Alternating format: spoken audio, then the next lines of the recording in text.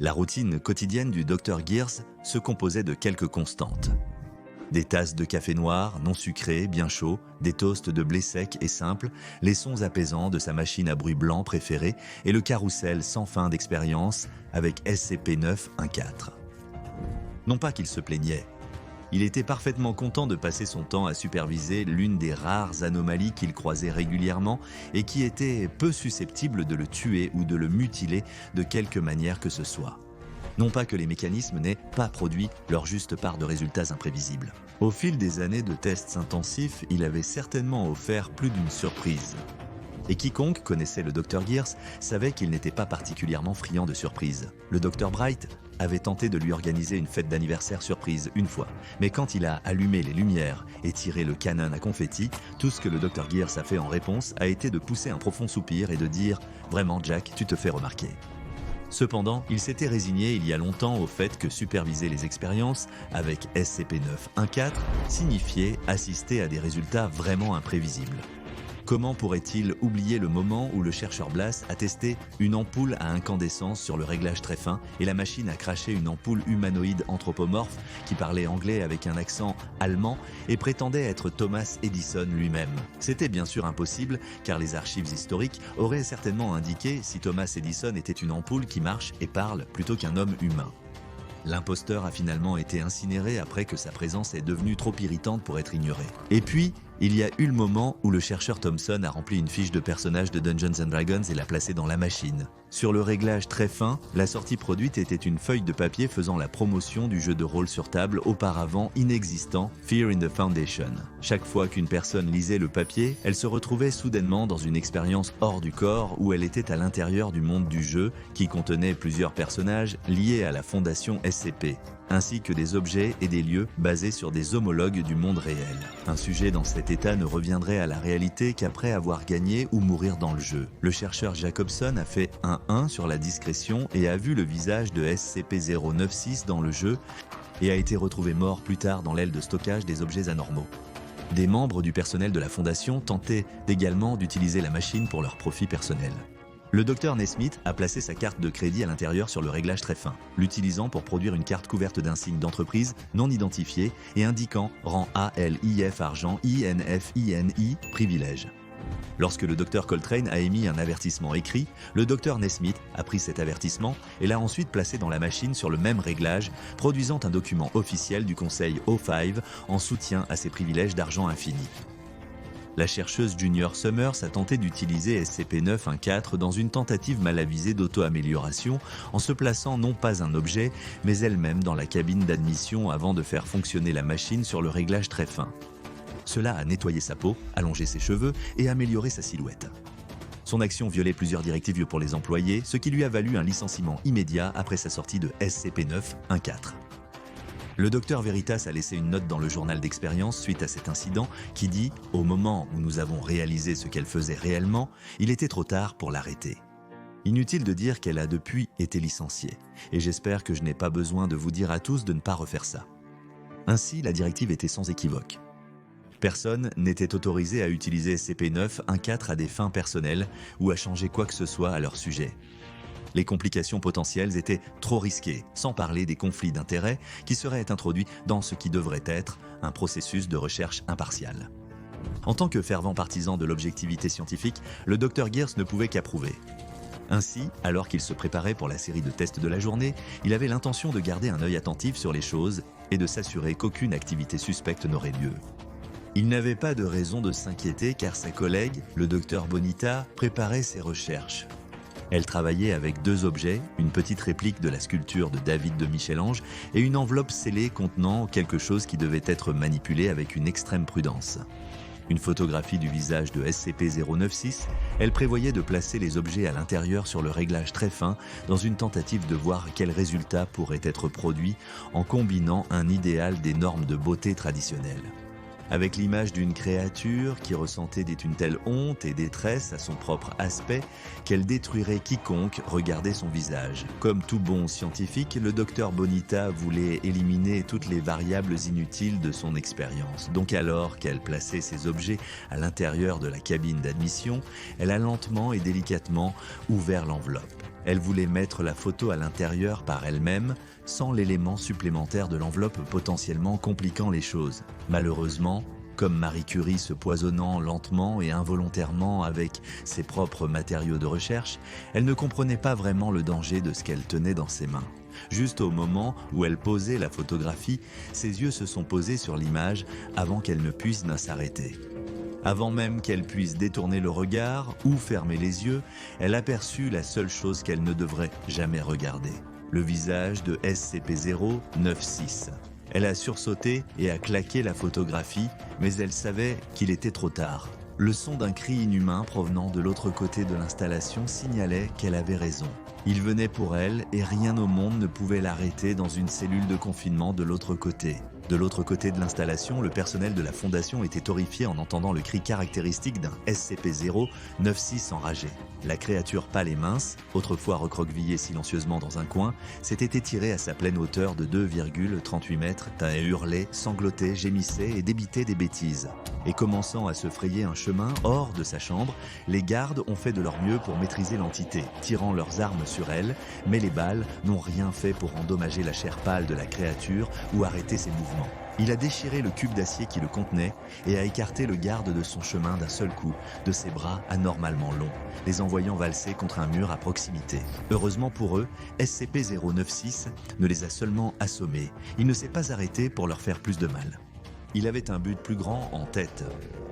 Trouver la personne qui avait vu son visage et la détruire. Alors que l'alarme retentissait, signalant une violation de confinement de haut niveau, SCP-096 se dirige vers le docteur Bonita dans la salle de SCP-914.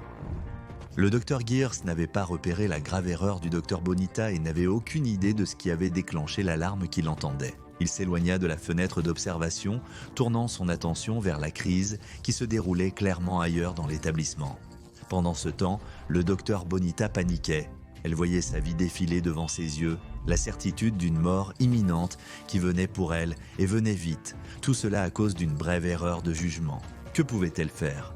Il n'y avait nulle part où se cacher, aucune façon de s'enfuir assez vite. Sauf si elle réussissait à attirer 096 dans la cabine d'admission et à démarrer la machine pendant que la créature était à l'intérieur, peut-être se transformerait-elle en quelque chose de moins déterminé à la déchirer membre par membre. C'était un mouvement risqué et qui pourrait mettre en péril sa position à la Fondation, mais elle ne pouvait pas vraiment garder son travail si elle était morte. Donc, cela semblait valoir le coup d'essayer. Un rugissement primal d'agonie et de fureur interrompit ses pensées et elle sut que SCP-096 était à quelques instants de défoncer la porte et de mettre la main sur elle. Elle devrait agir rapidement. Avec un grincement strident de métal sur métal, SCP-096 arracha la porte de ses gonds et déboula dans la pièce à la recherche de la personne qui avait vu son visage. Il se précipita vers le docteur Bonita à l'entrée de la cabine d'admission. Elle s'est baissée et a roulé hors de portée lorsque le monstre est entré dans la cabine. La porte s'est automatiquement refermée derrière lui et alors que SCP-096 secouait la porte et essayait de se libérer, elle a tourné le bouton sur très fin avec toute la force et la vitesse qu'elle avait. Il y a eu un ding d'une petite cloche et la machine s'est mise en marche alors que les objets à l'intérieur étaient raffinés. Le docteur Bonita n'avait aucune idée de ce qu'il attendait dans la cabine de sortie, mais elle ne pouvait qu'espérer que son dernier effort désespéré avait réussi à lui sauver la vie. Dans le brouillard de la panique, elle a brièvement ressenti une démangeaison de curiosité scientifique aussi. Que deviendrait un être comme SCP-096 dans une machine aussi étrange et merveilleuse que SCP-914 ? Que ferait l'ajout de la statue à cela ? Alors que la porte de la cabine de sortie s'ouvrait, de la vapeur s'échappait. Il semblait que ces questions allaient bientôt être répondues. Prudemment, malgré elle, le docteur Bonita a appelé. « Allô ?» Personne n'a répondu, mais elle a entendu le bruit de pas lents et prudents alors qu'une silhouette émergeait de la brume, elle s'est couvert la bouche et a écarquillé les yeux de surprise. « Mon Dieu !» murmura-t-elle avec émerveillement. Se tenant devant elle, avec une peau pâle et lisse et la même stature imposante, se trouvait l'homme le plus beau qu'elle dit jamais vu. De grands yeux sombres brillaient sous des sourcils épais et sculptés. Sous les yeux, un nez aquilin, des lèvres pleines et boudeuses, une mâchoire forte et bien dessinée. Sa tête était couronnée d'un enchevêtrement de boucles sombres et lustrées. C'était le genre de cheveux qu'elle n'avait vu flotter au vent que sur les couvertures des romans d'amour qu'elle désirait désespérément acheter, mais qu'elle avait trop honte d'être vue en train d'acheter. Son physique était, statuaire, comme la carrure de la sculpture de Michel-Ange qu'elle avait placée dans la machine quelques instants plus tôt. Il n'y avait pas d'autre façon de le dire. Il était beau, malgré le fait qu'il était encore un peu maigre et mesurait 9 pieds de haut. Il la regardait curieusement, la dominant d'une manière qui avait été terrifiante dans sa forme précédente, mais qui maintenant faisait battre son cœur d'une manière totalement différente. « Salut », c'était tout ce qu'elle pouvait penser à dire. Rougissait-elle? Elle secoua la tête, chassant ses pensées. Elle était une scientifique, bon sang. Pas une écolière étourdie qui passe des notes en classe. C'était une réalisation incroyable, quelque chose qu'elle devrait étudier en profondeur, et elle voulait vraiment l'étudier en profondeur. Non, pas le temps. Elle devait rédiger un rapport pour informer ses supérieurs. Elle devait rester professionnelle. Salut, l'homme qui avait l'été ou peut-être l'était toujours, SCP-096 a parlé. Oh, tu peux parler? Docteur Bonita a ri de surprise. Le front de l'homme s'est froncé.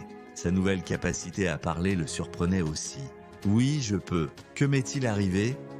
D'une voix légèrement hésitante, s'habituant à la sensation de ces mots, il a demandé « Vous avez foncé dans la machine ?» Elle a fait un geste vers SCP-914. « Pour être honnête, je ne suis pas certain, mais vous avez beaucoup changé. » Il acquiesça. « Je me sens différent. Je me sens calme. » Il a soupiré, soulagé, avant qu'une ombre de tristesse ne tombe sur son visage. « Je ne devrais plus souffrir. Je suis désolé pour ce que j'ai fait avant. » Le docteur Bonita ne savait pas quoi dire. Comment réagissez-vous lorsque quelque chose que vous avez étudié de loin, qui vous a horrifié et fasciné à parts égales, vous regarde avec un nouveau visage magnifique et s'excuse pour tout le mal qu'il a causé? Cette expérience était si surréaliste qu'elle pourrait penser qu'elle rêvait si elle ne travaillait pas dans un endroit qui était un long rêve éveillé. Ou cauchemar selon le jour. Docteur Bonita, il y a eu une violation de confinement. Est-ce que tu vas bien? Le docteur Gears est revenu dans la pièce, observant la destruction laissée dans le sillage de 096. Je vais bien, elle l'a appelé et il a suivi sa voix dans la pièce, puis s'est arrêté à la vue de l'anomalie transformée. Je n'ai le temps pour rien. Je vous fais confiance pour gérer ça. Le docteur Gears a pris une longue gorgée de café et prenant le silence choqué de Bonita comme confirmation, s'est dirigé tranquillement vers son bureau. Quelques instants plus tard, les gardes responsables de la containment de SCP-096 sont arrivés sur les lieux, s'attendant à voir un carnage et à trouver un SCP-096 docile accroupi sur un corps sans vie. Mais au lieu de cela, ils ont trouvé la même vue véritablement bizarre que le Dr Gears avait ignorée, et le Dr Bonita faisait toujours de son mieux pour la traiter. Ils sont entrés dans la pièce, armes dégainées, mais les ont rapidement baissées, se grattant la tête avec confusion avant de contacter leur supérieur par radio pour demander des instructions supplémentaires. Les réactions du personnel de la Fondation ayant vu le nouveau look audacieux de SCP-096 incluaient « Oh, tu as vu ça? C'est qui ce gars? Il est quoi ?» Et dans les mots du Dr Jack Bright, « Oh non, il est chaud !» Le Dr Bright a également proposé de créer un compte TikTok et une chaîne YouTube pour le nouveau SCP-096 Sound, de chercher une représentation de mannequin pour lui ou de vendre un calendrier de nouveautés rempli de photos de 096 dans divers costumes. Selon ses propos, ce serait d'excellents moyens d'accroître les revenus de la Fondation. En réalité, c'est vous qui êtes étrange de trouver mes idées étranges. On a demandé au Dr Bright de laisser SCP-096 tranquille et d'arrêter d'essayer de prendre son portrait. Dans les jours qui ont suivi l'incident avec SCP-914, la Fondation SCP était perplexe quant à ce qu'il fallait faire avec cette nouvelle version apparemment inoffensive de SCP-096. Des dizaines de classes D ont été amenées pour regarder son visage et voir si l'entité entrerait toujours dans l'un de ses états de rage après quelques jours d'adaptation à sa nouvelle forme, mais cela n'est jamais arrivé. Pas de cris, pas d'absorption de personnes entières, rien de plus qu'un salut poli et un peu timide et une courtoisie « Comment allez-vous aujourd'hui ?» Les classes D étaient soulagées mais confus d'être sortis de leurs cellules juste pour fixer un bel homme au hasard. Le Dr Clef a suggéré de disséquer SCP-096 pour voir à quoi ressemblait son nouveau corps de l'intérieur. Cette demande a été refusée. Plusieurs entretiens ont été menés pour évaluer l'état mental et émotionnel de SCP-096. L'anomalie pouvant désormais s'exprimer de façon cohérente, il était plus aisé d'évaluer son niveau de menace potentielle.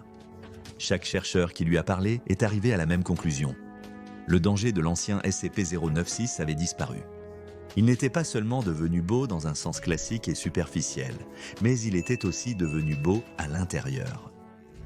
Les intervieweurs ont rapporté un comportement chaleureux et amical, un talent pour s'engager dans la conversation une fois qu'ils se sentaient à l'aise, et un intérêt sincère pour les pensées, les opinions et les sentiments de ceux avec qui ils parlaient. Il ne restait plus qu'une chose à faire, s'assurer que SCP-096 avait vraiment changé de quelque chose de mortel à quelque chose qui ressemblait presque à une personne ordinaire. Une photographie du visage de SCP-096, de son visage original, a été retirée d'un coffre-fort sécurisé par une classe D. Ensuite, la classe D a été envoyée dans une pièce avec SCP-096 et a reçu l'instruction de placer la photographie sur la table. SCP-096 a regardé ce qui avait autrefois été son visage et ses yeux se sont remplis de larmes. Un sanglot doux et brisé a quitté ses lèvres et il a enroulé ses bras autour de lui, se voûtant comme s'il ressentait une douleur physique. À l'extérieur, Garth se préparait à intervenir si 096 attaquait. Au lieu de cela, il essuya ses larmes, prit une profonde respiration tremblante et regarda la classe D avec une expression sombre. Il saisit la photo sur la table et la déchira en deux, trouvant enfin la force de parler. « Veuillez vous débarrasser de ces objets. Ce n'est pas pour cela que je suis. » À l'insistance forte du docteur Bonita, soutenue par les conclusions du personnel de recherche qui a interrogé SCP-096, une réévaluation de la mesure de confinement de l'entité a été ordonnée. Il semblait cruel et inutile de gaspiller des ressources pour garder 096 emprisonné dans un cube d'acier sous sa forme actuelle. Il serait placé dans une cellule standard pour humanoïdes, traité comme les autres anomalies de classe sûre, avec livres, films, nourriture, boissons sur demande et autres conforts. Le Conseil O5 a insisté pour évaluer l'entité avant d'approuver toute modification. Vêtu d'un costume spécialement conçu, fourni par le docteur Bonita, SCP-096 est apparu devant le Conseil pour présenter son cas. Je sais que je n'ai peut-être pas le meilleur dossier à la Fondation. J'ai fait beaucoup de dégâts au fil des ans, bien que soyons honnêtes, vous n'êtes pas exactement innocent non plus. Désolé, c'était une blague ratée. Je suis encore très nouveau dans la conversation. Tout ce que je peux dire, c'est s'il vous plaît, envisagez de me donner une autre chance de faire une vraie vie ici, de faire de cet endroit ma maison. Merci pour votre temps. Ce que SCP-096 ne savait pas, c'est que le Conseil O5 était tellement stupéfait par la vue de son nouveau visage qu'ils n'ont retenu aucun mot de ce qu'il a dit. Tous avaient donné leur approbation officielle avant même la fin de sa courte présentation. Avant longtemps, SCP-096 a été déplacé de son cube d'acier vers une nouvelle chambre de confinement qui ressemblait à un appartement studio de gamme moyenne, complet avec un lit, une kitchenette, une télévision et une table et des chaises. Il a eu accès à toutes les principales plateformes de streaming ainsi qu'à une grande pile de livres pour l'aider à développer sa compréhension de la culture et de la langue après avoir été si longtemps isolé de la société humaine. Bien qu'il n'était pas exactement humain, il était déterminé à agir comme tel.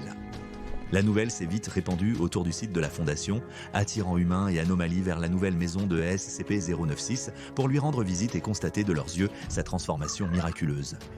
SCP-999 a été le premier à venir voir le nouveau et amélioré 096, gazouillant avec excitation alors qu'il s'infiltrait dans sa chambre.